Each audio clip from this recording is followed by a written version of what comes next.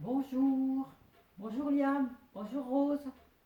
Aujourd'hui, grand-mère raconte l'histoire d'un petit oiseau qui s'appelle Duvet. Duvet ne veut pas voler.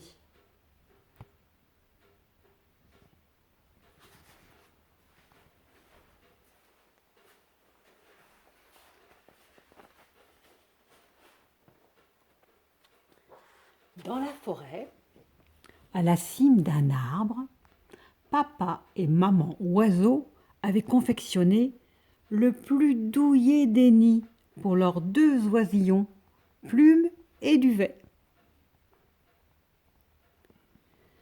Duvet avait un appétit d'oiseau, ce qui veut dire un appétit d'ogre. Ils engloutissaient à qui mieux mouches, vermisseaux, baies sauvages que papa et maman oiseau déposaient tour à tour dans leur bec grand ouvert. Le soir venu, quand les étoiles s'allumaient et que le froid se faisait sentir, dans le nid bercé par le vent, comme il faisait bon s'endormir blotti contre papa et maman. Mais il est un temps pour se laisser bercer, et il est un temps pour apprendre à voler et à quitter le nid. Le jour arriva où papa et maman oiseau donnèrent aux oisillons leur première leçon de vol. Devant les petits, ils exécutèrent un décollage au ralenti et les encouragèrent à s'élancer dans les airs. La plus hardie, ce fut Plume.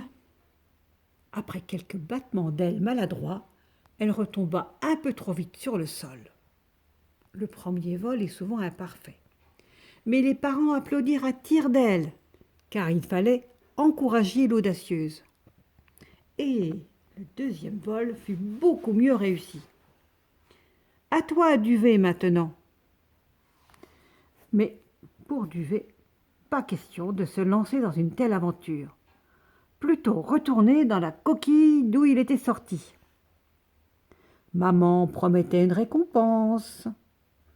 Papa grondait. Rien n'y faisait. Plume fut volée avant même que Duvet ait fait la moindre tentative. Puis, il y eut les leçons de perfectionnement. Il fallait suivre papa et maman oiseau au-dessus de la forêt et se poser dans la cour de la ferme, là où on trouve de si bonnes choses à manger. Plume apprit tout cela, mais pas Duvet, qui restait dans le nid. Maintenant, tous les oisillons dans la forêt volaient et accompagnaient leurs parents. Ils venaient voir Duvet et lui répétaient « Vole, vole, Duvet, prends exemple sur Plume !» Même les écureuils se moquaient de lui. Dans son entêtement, Duvet ressemblait à un prisonnier derrière les barreaux de sa cage. Les pluies d'automne se mirent à tomber. D'arbre en arbre, des messages circulaient.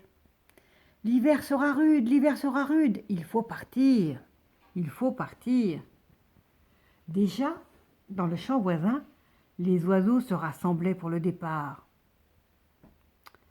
Duvet ne savait toujours pas voler. Ça devenait préoccupant pour papa et maman oiseau. Ils ne pouvaient plus attendre. L'hiver approchait. Ils risquaient de mourir de froid. Alors, le cœur serré, ils prirent la décision de laisser Duvet et de partir sans lui pour les pays chauds.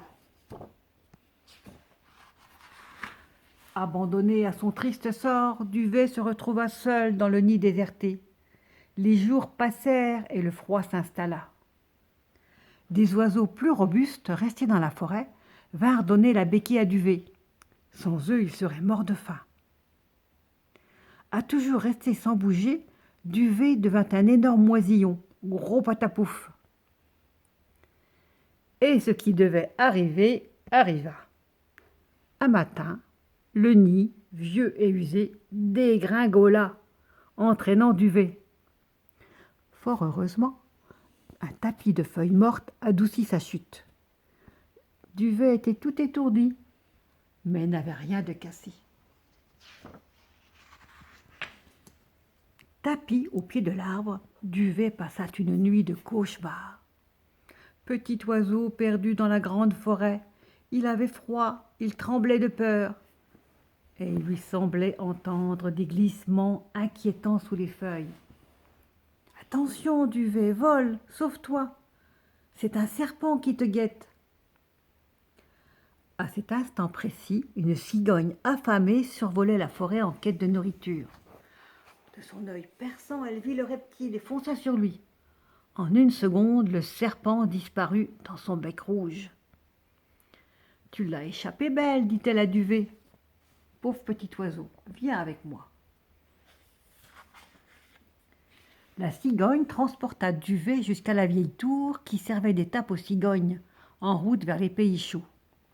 Duvet y trouva de la nourriture et la compagnie d'autres cigognes. Il se laissa réconforter et raconta son histoire.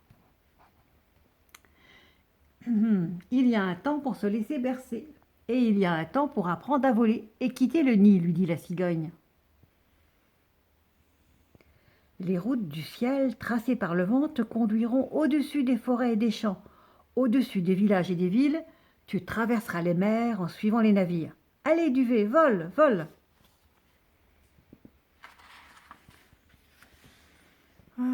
Il y a un temps pour se laisser bercer, répéta Duvet, et il y a un temps pour quitter le nid et apprendre à voler. Rassemblant ses forces, déployant ses ailes, Duvet s'élança du haut de la tour. Mais la cigogne avait raison. C'est merveilleux de voler. On se laisse glisser comme sur un toboggan. Duvet était enfin libre. Le ciel et la terre lui appartenaient. Duvet revint vers la cigogne. « Mission accomplie, lui dit-elle. Je t'emmène au pays du soleil, où nous passerons l'hiver. »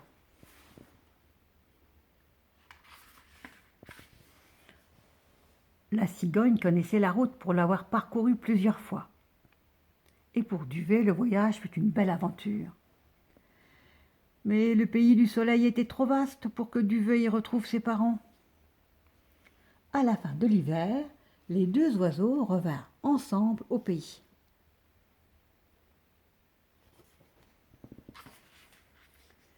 Un matin de printemps, Duvet survola la grande forêt et piqua droit sur l'arbre de son enfance. Papa et maman oiseau y reconstruisaient leur nid, et Plume bâtissait le sien sur un arbre voisin. Duvet fut accueilli par des cris de joie, qu'il était bon d'être enfin tous réunis. Pour fêter les retrouvailles, papa et maman invitèrent tous les oiseaux de la forêt. Et sous les yeux éblouis, Duvet s'élança haut, très haut dans le ciel, jusqu'à n'être plus qu'un petit point minuscule. Il y a un temps pour se laisser bercer, et il y a un temps pour quitter le nid et prendre son envol. Voilà, c'était l'histoire de Duvet, le petit oiseau qui ne voulait pas voler. À demain pour une autre histoire.